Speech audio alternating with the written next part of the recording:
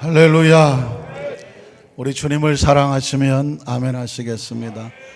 완전하신 십자가의 보혈이 8월달 한 달 우리 모든 성도님들의 가정과 사업과 직장 속에 영혼이 잘되고 범사가 잘되고 강건한 은혜가 넘쳐나시기를 주님의 이름으로 축원합니다. 오늘 특별히 고등부 학생들이 함께 예배에 참석했는데 고등부 학생도 8월달 한 달에 또 좋은 일이 넘쳐날 것을 믿습니다. 잠깐 기도하겠습니다. 하나님 감사합니다. 완전하신 십자가의 보혈이 우리를 구원했으며 우리가 주님을 사랑하고 그 은혜에 감사해서 주님만을 찬양하길 원합니다. 이 성가대의 신앙의 고백이 우리 안산교회 전 성도들의 신앙 고백 되게 하여 주시옵소서. 오늘 하나님 거룩한 은혜를 사모하여 성찬 예배나 우리 모든 성도들에게 이 말씀이 선포될 때 예수님의 보혈이 우리 가운데 뿌려 넘쳐나게 하여 주시옵시고 성령이 우리 향하여 역사해 주심으로 말미암아 하나님의 성령께서 역사하시고 질병은 떨어져 나가고 절망과 좌절이 떨어져 나가고 이 세상을 향하여 당당히 도전해 나갈 수 있는 거룩한 믿음의 영성이 채워지는 귀한 시간이 되게 도와 주시옵소서. 예수님 이름으로 간절히 기도드리옵나이다. 아멘. 우리 예배분 한번 축복하실까요? 예수님 안에서 당신에게 좋은 일은 하고 있습니다. 우리는 십자가의 군사들입니다. 날마다 승리하기를 원합니다. 8월 달도 승리의 달입니다. 할렐루야. 한번 따라 하실까요? 믿음의 야성이 영성입니다. 투는 왜 투인지 아시겠죠? 두 번째 같은 제목이지만 두 번째 말씀으로 함께 은혜 나누기를 원합니다. 여러분 혹시 극기훈련이라는 말을 들어보셨습니까? 극기훈련. 극기훈련 많이 쓰는 말이지만 제가 한번 사전적인 의미를 한번 찾아봤더니 이렇게 기록되어 있더라고요. 일정한 목표와 기준에 도달할 수 있도록. 그러니까 극기훈련을 하는 것은 어떤 목표와 기준에 세워놓고 올라가기를 원하는 소원이 있는 것입니다. 그러기 위해서 기본 자세와 동작 따위를 계속해서 되풀이하는 것입니다. 힘들고 어렵고 또 때로는 막 그만두고 싶지만 그것을 계속해서 목표와 기준에 도달할 수 있도록 계속해서 훈련한다는 것이죠. 그러다가 보면 그것을 잘 익혀서 자기의 감정이나 욕심, 충동 무엇일까요? 너무 힘드니까 이쯤에서 그만둬야 되겠다. 못하겠다. 이런 감정과 기분이나 충동 따위를 무엇으로 눌러 이기냐면 이성적인 의지로 눌러서 이기는, 내 목표가 있으니까, 내 기준이 있으니까 이것을 이루기 위해서 내가 여기서 포기할 수 없어. 견뎌내야 돼. 이겨야 돼. 참아야 돼. 이성적인 의지로 이것을 눌러내는 힘인데요. 이것을 이기는 두 가지 극기가 있나? 하나는 정신적인 극기가 있고 또 하나는 육체적인 극기가 있다라는 뜻으로 기록이 되어 있었습니다. 그러니까 이 국기훈련이라고 하는 것은 육체를 좀 더 강하게 하기 위해서, 내가 원하는 목표로 올라가기 위해서 끊임없이 훈련하는 과정을 말하는 것이고요. 그리고 정신적인 극기도 마찬가지죠. 여러 가지 힘들고 어려운 일이 다가올 때 그 많은 스트레스를 이겨내기 위해서 정신력으로 더 강하게 무장하기 위해서 스스로 훈련을 자초하는 것, 이것은 바로 정신적인 극기 훈련이라고 할 수가 있습니다. 누가 극기 훈련을 합니까? 보통 이 극기 훈련이라고 하는 것은 군대에서 군사적인 훈련이 어떤 목적을 가지고 많이 하게 되는데 요즘은 직장에서도 새로운 새내기 신입사원이나 아니면 간부사원이라고 할지라도 소위 말하는 해병대 캠프라고 하는 특별한 훈련소에 가서 직접 돈을 내고 스스로 자초해서 저런 훈련을 받는 것입니다. 직장뿐만 아니라 청소년들도 수련원을 찾아가서 캠프를 찾아가서 훈련받기도 하고요. 또 누가 갑니까? 지금 브라질 리우에서 올림픽을 좀 열어지고 있는데 그 올림픽에 참여하기 위한 국가대표 선수들도 모든 종목에 상관없이 모두 다 저 캠프에 들어가서 끊임없이 육체적인 훈련을 강화시키고 정신적인 무장하기 위해서 강화시키는 훈련을 스스로 자초하는 것을 볼 수가 있습니다. 저 사람들이 왜 그렇게 하겠습니까? 그들이 원하는 목표와 기준에 도달하기 위해서 그렇게 하는 것입니다. 여러분, 우리 크리스찬들은 과연 어떻게 해야 될까요? 우리에게도 저런 정신적인 극기 훈련이 필요하겠죠? 육체적인 극기 훈련도 당연히 필요합니다. 그런데 크리스찬들에게는 더 중요한 극기 훈련 하나가 있는데 영적인 극기 훈련이 필요하다는 것입니다. 왜냐하면 우리는 정신과 육체만 가지고 살아가지 않습니다. 우리에게는 더 강력한 영적인 전쟁이 우리 삶 속에 벌어지고 있기 때문에 성경은 우리에게 더 강한 용사가 되라고 말씀하고 있습니다. 여러분 혹시 기억하십니까? 에베소 6장 10절로 13절에 보면 지금 우리가 살고 있는 삶을 이렇게 표현하고 있습니다.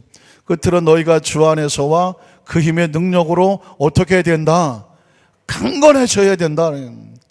왜 이유가 뭘까요? 그 다음 절에 보면 마귀의 간계를 능히 대적하기 위해서 하나님의 전신갑주를 입어서 그 전신갑주로 강건해지라고 말하고 있습니다. 우리의 씨름은 영어에 말하면 레슬링이라고 되어 있는데요, 전투죠. 우리의 씨름은 혈과 육을 상대하는, 육체를 상대하는 3차원적인 존재를 상대하는 것이 아니요, 통치자들, 여기서 말하는 통치자들, 권세라는 것은 4차원적인 영적인 권세를 가지는 악한 영들을 말하고 있습니다. 권세들과 그 다음 보면 이 어둠의 세상의 주관자라고 말하고 있죠.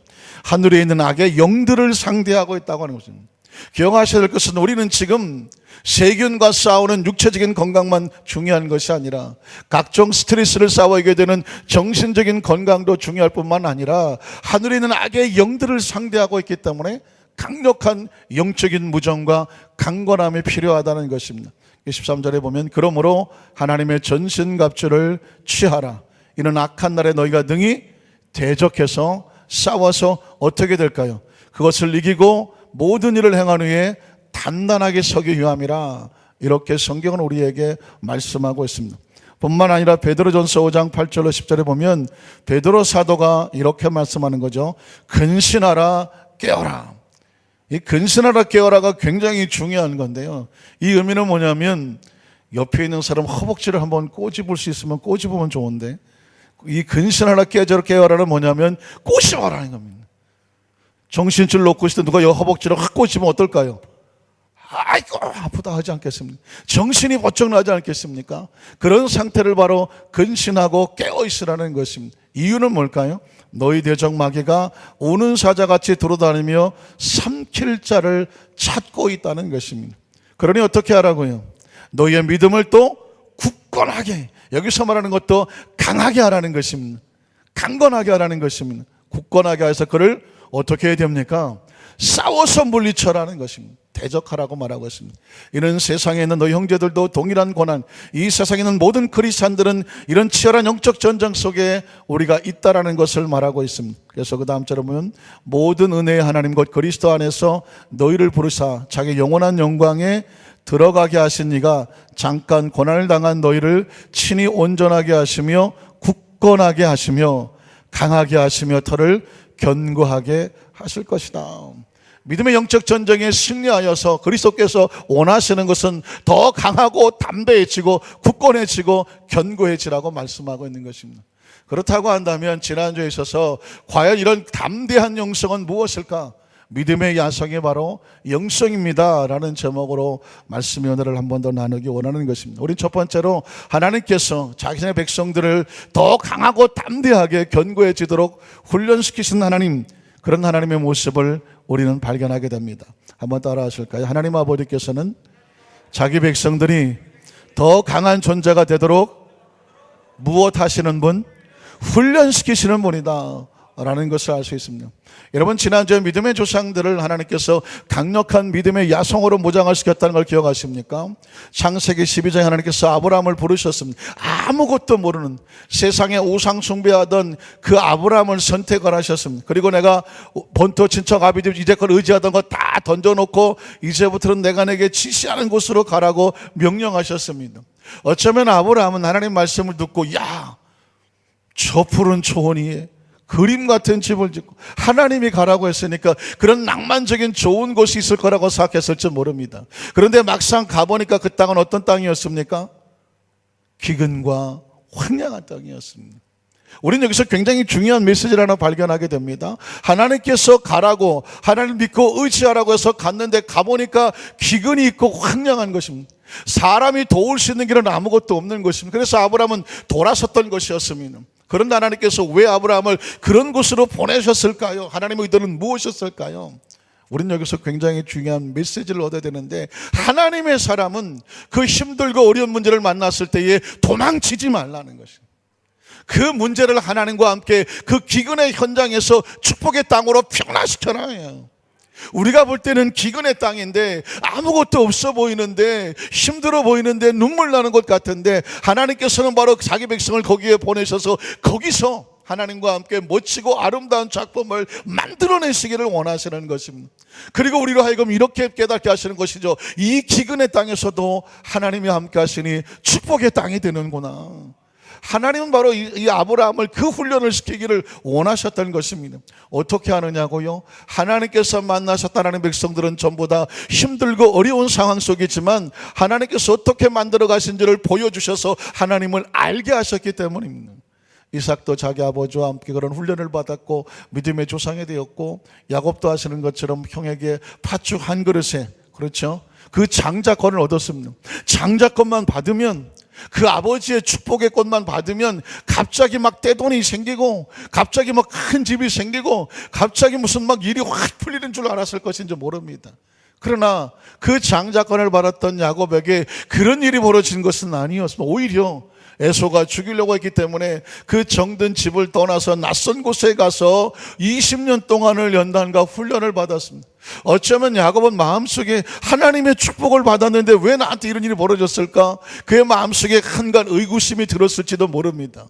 그러나 야곱은 몰랐습니다. 그 20년 동안에 강하고 담대한 놀라운 믿음의 그릇을 하나님께서 만들어가게 하셨고, 그 20년 후에 하나님께서 그 야곱이 하나님에서 나오게 될 때 보내는 한때 두때를 거둔 거대한 겁으로 만들어 주셨고, 그 하나님과 함께 했던 황량한 땅에서 오히려 자신이 몰랐던 하나님의 축복을 체험하는 주인공이 된 줄로 믿습니다.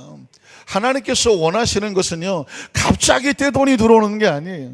갑자기 무슨 그냥 요행과 재수가 터지는 것이 아닙니다. 하나님의 축복을 받을 만한 강하고 담대한 믿음의 그릇을 먼저 만들어내는 것입니다. 준비되는 것입니다. 세상에도 그러지 않습니까?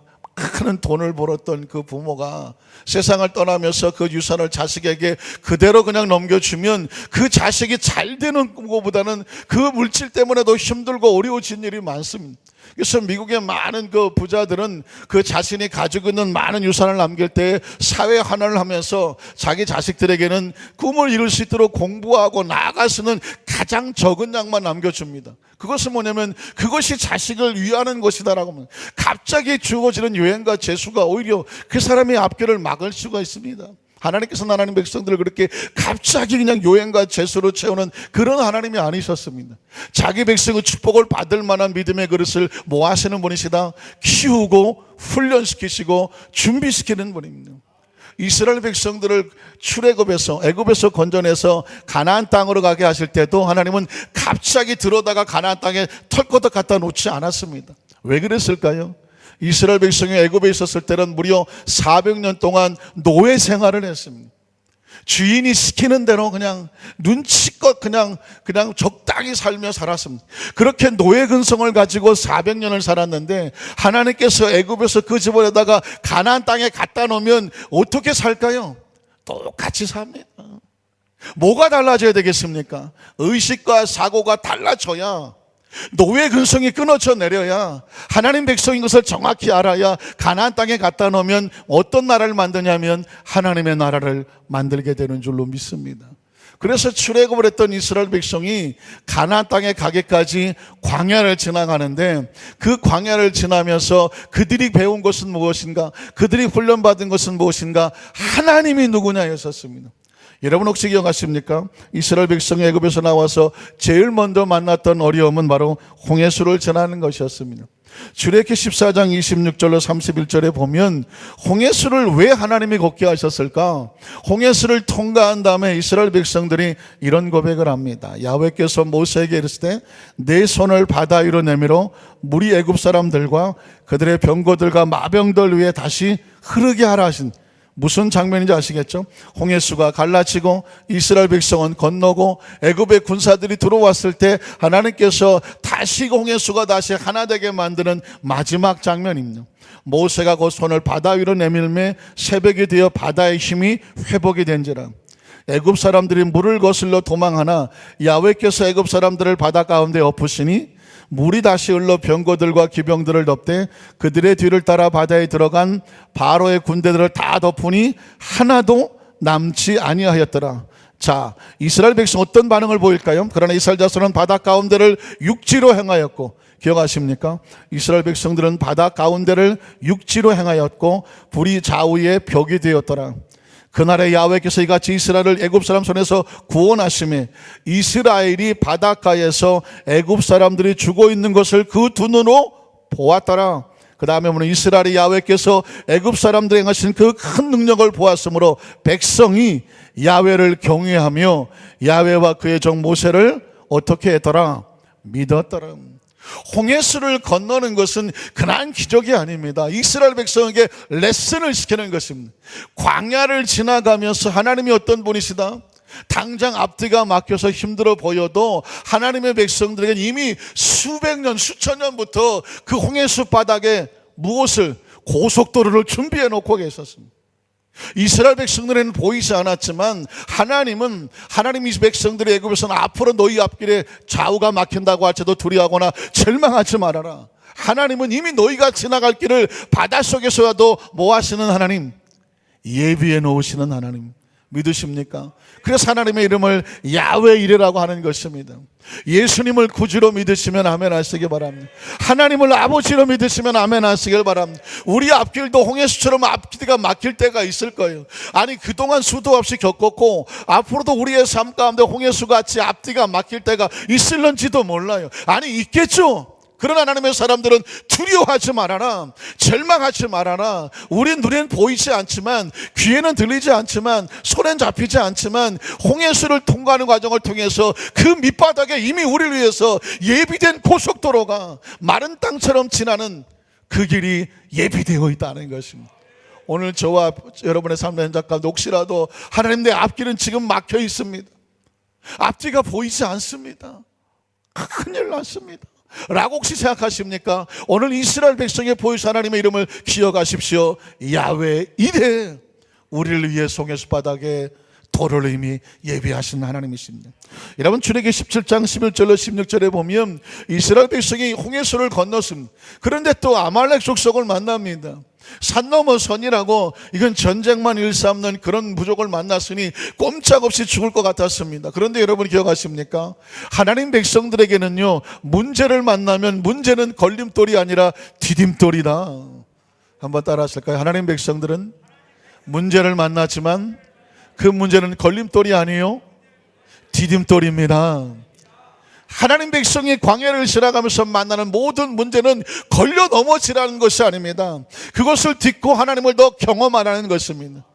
여러분 아말렉과의 전쟁은 어떤 디딤돌이 되었을까요? 모세가 손을 들면 이스라엘이 이기고 손을 내리면 아말렉이 이기더라. 모세가 손을 들면 이스라엘 백성이 이기고 모세가 손을 내리면 아말렉이 이기더라. 이 전쟁은 지금 누구에게 속한 것입니까? 하나님에게 속한 거예요. 하나님 백성들이 문제를 만날 때에 그 백성의 간구에 귀를 기울이시는 하나님, 절망하고 좌절하고 손을 내리면 하나님의 역사가 나타나지 아니하냐. 하나님 백성들은 기억하라는 것입니다. 이 전쟁은, 이 문제는 누구에게 속한 것이다? 하나님에게 속한 것이다. 그러므로 기도하는 백성은 절망하지 말라는 것입니다. 그 다음 장면을 보니까 모세의 팔이 피곤함에 그들이 돌을 가져다가 모세 아래 놓아 그가 그 위에 앉게 하고 아론과 우리 한 사람은 이쪽에서 한 사람은 저쪽에서 모세의 손을 붙들어 올렸어요.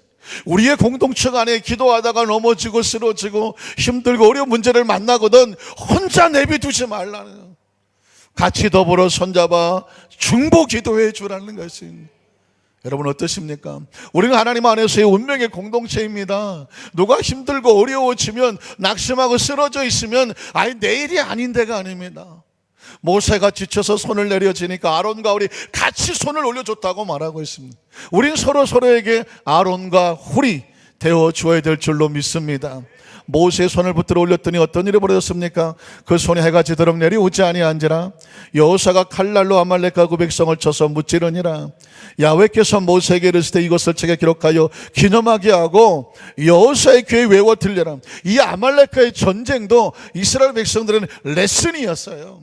훈련 과정 속에서 이스라엘 백성들로 하여금 하나님을 알게 하는 과정이고, 너희만 알지 말고 너희의 자손들에게도 계속해서 알게 하라는 것입니다. 도대체 무엇을 알게 하라는 것입니까? 내가 아말렉을 없이 하여 천하에서 기억도 못하게 하리라. 모세가 제단을 쌓고 그 이름을 야훼 니시라고 하고 이르되 야훼께서 맹세하시기를 야훼가 아말렉과 더불어 대대로 싸우리라 하셨다 하였더라. 아말렉은 하나님 백성들이 나아가는데 가로막는 영적인 원수를 말하는 것입니다. 하나님의 백성들의 영적인 원수를 누가 싸워주신다고 했습니까? 하나님이 싸워주십니다. 믿으십니까? 그러니까 출애굽이라고 하는 것은 이스라엘 백성의 역사로 끝나지 않습니다. 이 과정 속에서 하나님의 모습을 드러내시고 우리에게 선포하고 계시는 것입니다. 하나님의 백성들의 앞길 가운데 가로막는 영적인 싸움은 하나님 백성들이 믿음으로 전진해 나가면 누가 싸워주실 것이다? 하나님이 싸워주실 것이다. 그래서 그의 이름을 야훼 니시라고 말하는 것입니다. 여러분, 출애굽기 15장 24절 27절을 보면 이스라엘 백성이 광야를 떠나가면서 출발하면서 만났던 또 하나의 아픔은 뭐냐면 질병과 상처였었습니다. 백성이 모세에게 원망하여 이르되 우리가 무엇을 마실까 하며 모세가 야훼께 부르짖었더니 기억하시죠? 마라의 쓴물을 먹고 병들어 고통당하고 죽어가는 상황 속에서 이스라엘 백성이 과연 우리가 어떻게 했으면 좋겠습니까? 라고 울부짖을 때 모세가 야훼께 부르짖었습니다. 광야에서 할 수 있는 것은 무엇밖에 없을까요? 부르짖는 것밖에 없습니다. 사실 우리가 인생의 광야를 만나고 나를 도와줄 수 있는 사람이 보이지 않고 환경의 어려움을 만날 때 그때가 축복입니다. 아멘을 3분 하시다가 마는 것 같아요. 왜 그때가 축복일까요? 도와줄 사람이 많으면 절대로 사람들은 기도하지 않습니다. 왜? 그 사람 찾아가면 되는데. 그런데 사방에 도와줄 사람이 없어요. 그때는 어떤 때냐? 하나님께서 나하고 만나자는 것입니다. 한번 따라하실까요? 나하고 만나자. 나하고 만나자. 그 나가 누구예요? 하나님은 광야에서 자기 백성을 만나시는 것입니다. 모세가 이스라엘 백성이 이제 병들어 죽게 됐는데 어떻게 했으면 좋겠습니까? 부르셔도 모세에게 방법이 없어요. 연대 세브란스도 없고 고대 안산병원도 없어요. 어떻게 해야 되겠어요? 모세가 할 수 있는 것은 하나님께 나가서 부르짖었더니 이랬습니다. 야훼께서 그에게 한 나무를 가리키시니 그가 물에 던지니 물이 달게 되었더라. 거기서 야훼께서 그들을 위하여 법도와 율례를 정하시고 그들을 시험하실세 이르세 너희가 너희 하나님 나 여호와의 말을 들어 순종하고 내가 보기에 의를 행하며 내 계명의 귀를 기울이며 내 모든 규례를 지키면 내가 애굽 사람에게 내린 모든 질병 중 하나도 너희에게 내리지 아니하리니 나는 너희를 치료하는 야훼 라파 하나님이다. 그러니까 마라의 쓴물을 통해서 하나님께서는 이스라엘 백성의 질병을 고쳐주셨다는 것으로 끝나지 아니하고 이 마라의 쓴물도 우리에게 가르쳐주는 레슨입니다. 하나님의 사람들이 광야에서 질병을 만나거든 아무리 찾아봐도 도울 길이 없거든 의사도 뭐라고 해줄 방법이 없거든 어떤 약도 무용지물이거든 부르짖으라는 것이죠. 예비해 놓은 치료자가 있는데 예수의 십자가 앞에서 무릎 꿇고 기도하는 백성들에게 마라의 쓴물이 단물이 되는 것처럼 하나님은 자기 백성을 뭐 하시는 분이다? 치료하시는 하나님입니다. 믿으십니까? 하나님은 지금도 자기 백성을 치료하신 분인 줄로 믿습니다. 이렇게 하나님은 자기 백성을 계속해서 훈련시켜 나가시는데요, 출애굽기의 마지막인 출애굽기 40장에 보면 34절로 38절에도 역시 하나님의 레슨 하나가 숨겨져 있습니다. 구름이 회막에 덮이고, 기억하시죠? 광야를 지날 때 구름 기둥이 있었고 불 기둥이 있었는데요, 구름이 회막에 덮이고 야훼 영광의 성막에 충만함에 모세가 회막에 들어갈 수 없었으니 이는 구름이 회막 위에 덮이고 야훼 영광의 성막에 충만함이었으며 구름이 성막 위에서 떠오를 때는 구름 기둥이 움직일 때는 이스라엘 자손이 그 모든 행전한 길에 앞으로 나아갔고 구름이 떠오르지 않을 때 구름 기둥이 머물러 있었을 때는 떠오르는 날까지 나아가지 아니하였으며 낮에는 야훼 구름이 성막 위에 있었고 밤에는 불이 그 구름 가운데 있음을 이스라엘 온 족속이 그 모든 행진하는 길에서 그들의 눈으로 보았더라. 무슨 뜻입니까? 구름 기둥과 불 기둥은 하나님이 자기 백성 가운데 함께 계시는 것입니다. 그래서 인도하시는 모습을 통해서 하나님이 우리와 함께 하신다. 임마누엘의 하나님, 여호와 샴마라고 말하는 하나님이 거기에 계신다. 한번 따라 하실까요? 하나님이 거기에 계신다. 하나님이 우리와 함께 하신다. 그러니까 성경 속에서 분명히 이스라엘 역사인데 그 이스라엘 역사 속에서 우리에게 선포되고 있는 가르쳐주는 레슨은 뭐냐? 하나님 백성들은 그 광야를 지나면서 그 극기 훈련을 지나가면서 하나님을 더 경험하고 더 경험하고 더 경험하면서 어떻게 돼요? 하나님을 더 많이 알기 때문에 강자가 되는 것입니다. 이 광야를 지나고 난 사람은 아말렉을 만나도 두려워하지 않습니다. 마라의 승마를 만나도 두려워하지 않습니다. 홍해수를 만나도 두려워하지 않습니다. 광야를 지나도 두려워하지 않습니다. 왜? 다 겪어본 거예요. 다 겪어본 거예요. 그래서 이것이 이 거대한 믿음의 영성이란 뭐냐? 담대한 믿음의 야성을 갖는 것이 바로 영성이라는 것입니다. 이스라엘 백성을 왜 광야를 통과시켰는가? 신명기 32장 10절에 보니까 이런 것을 깨우쳐주기 위해서인 것인데요, 야훼께서 그를 황무지에서 그리고 짐승이 부르짖는 광야에서 어떻게 하시고 만나시고, 아까 말씀드렸나요? 광야에서 만나자. 한번 따라 하실까요? 광야에서 만나자.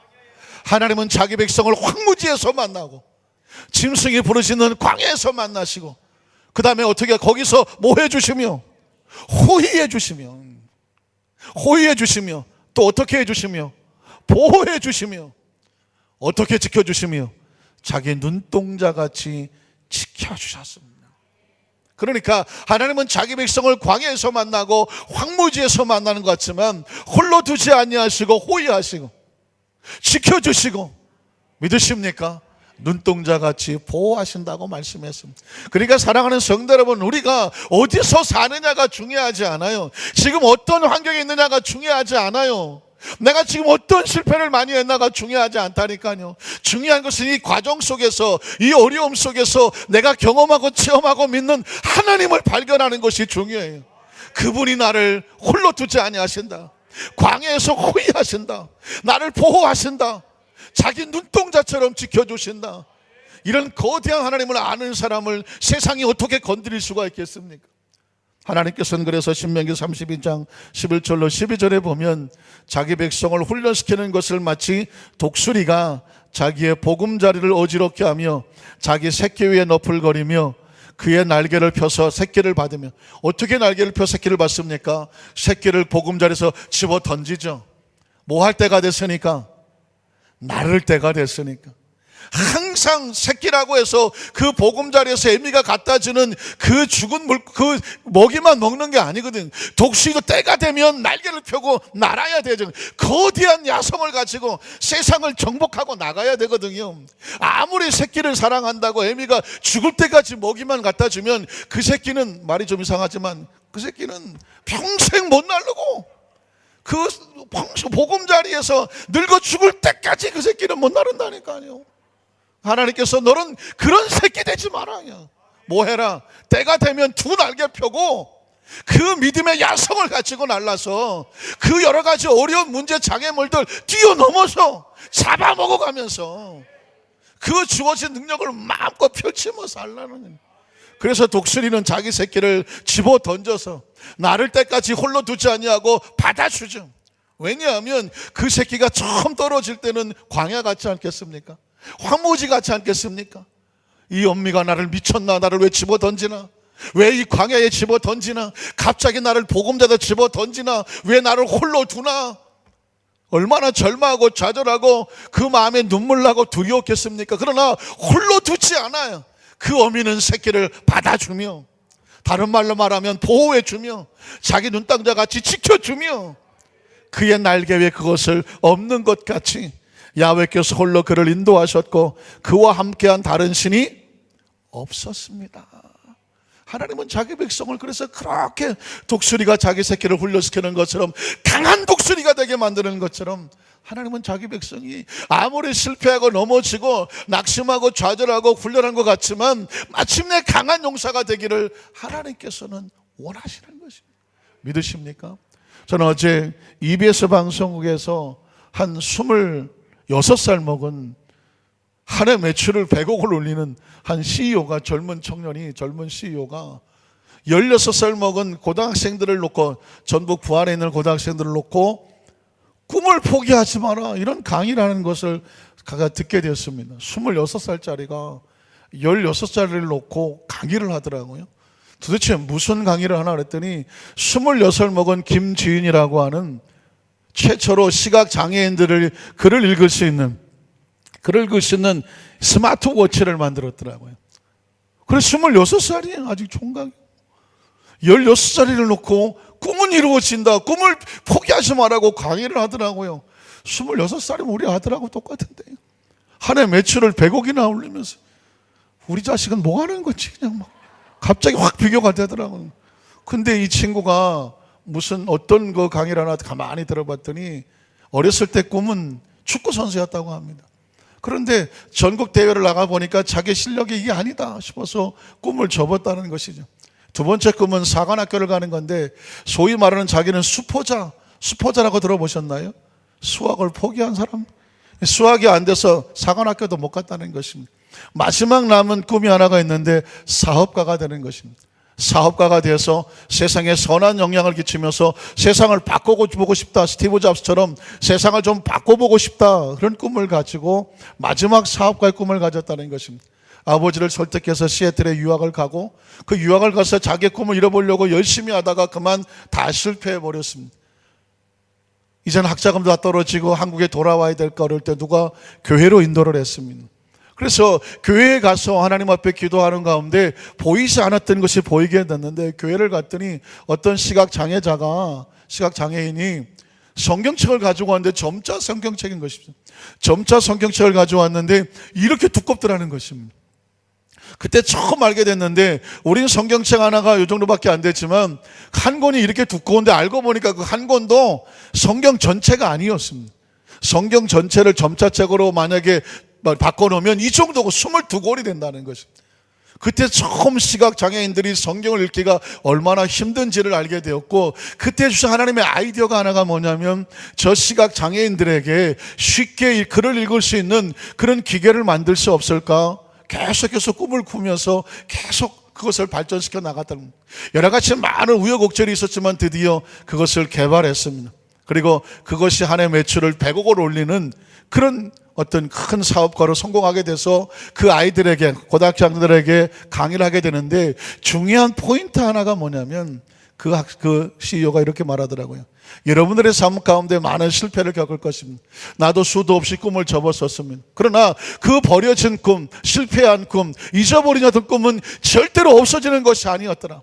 또 다른 꿈을 계속 키워나가는 데 있어서 그것이 계속 자양분이 되었다. 그러면서 고등학생들에게 절대로 지금 가지고 있는 꿈이 혹시 포기된다고 해도 무너지지 말고 절망하고 좌절하지 말라는 것입니다. 또 다른 꿈을 계속해서 키워나가라. 그러면서 해나가면서 그분이, 그 CEO가 하는 말 가운데, 공영방송이니까 종교적인 용어를 못 썼겠죠. 그가 하나님 앞에 나가서 예배하고 기도하는 가운데 그런 아이들을 얻었을 때 그 꿈을 가지고 나가는데, 반드시 꿈을 가지고 나가니까 포기하지 않으니까 나를 도와주는 분이 있더라. 저는 그때 착각적으로 알았죠. 그게 누굴까요? 하나님. 그런데 공영방송이니까 하나님이라는 말을 할 수가 없으니까 그 고등학생들도 말하는 것이, 여러분이 꿈을 가지고 세상에 선한 영향을 가지려고 나가고 최선을 다해서 포기하지 않으면 여러분을 돕는 사람이 있습니다. 이렇게만 말을 하더라고요. 얼마나 입이 간지러웠을까요? 사랑하는 성도 여러분, 그렇습니다. 하나님은 자기 백성들을 이렇게 강하고 담대하게 훈련시키기를 원하시는 분이 누구냐? 하나님입니다. 제가 말씀을 여기서 정리를 하겠습니다. 오늘 두 번째 말씀은 다음 주에 하기로 하고요. 그 말씀의 결론을 제가 내리면, 오늘 성경 본문에 보면 예수님께서도 사실은 자기 백성들에게 강하고 담대한 자가 되기 위해서 스스로 뭐 하시는 분이냐? 마귀의 유혹을 받고 그 테스트를 거치신 분이었습니다.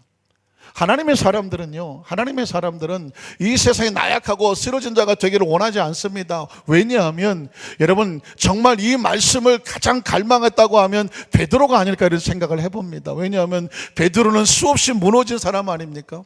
포기한 사람 아닙니까? 좌절했던 사람 아니었습니까? 그런데 예수님께서 베드로를 포기하지 않잖아요. 버려두지 않잖아요. 어떻게 합니까? 찾아오시잖아요. 다시 그의 입술을 통해서 하나님을 사랑한다 고백하게 만들고 그에게 성령을 부어주셔서 강하고 담대하게 만들어 주셔서 그 실패했던 베드로를 들어서 복음을 들고 나가서 세상을 변화시키는 최초의 초대교회를 세우고 최초의 초대교회 사도가 되게 하고 그 백성도 이끌어 나가는 축복의 통로로 만들어 주신 줄로 믿습니다. 저는 이 베드로 한 사람을 통해서도 예수님께서 하나님은 이 베드로 같은 저와 여러분 한 사람도 지금 있는 상황 속에서 포기하지 마라, 절망하지 마라, 좌절하지 마라. 우리의 지나간 과거는 실패 투성이 아닙니까? 부끄러움 투성이 아닙니까? 어떤 사람은 거기서 무너져 내릴 사람도 있습니다. 아니 모든 꿈을 포기한 사람이 있을지 모릅니다. 그런데 하나님은 말씀합니다.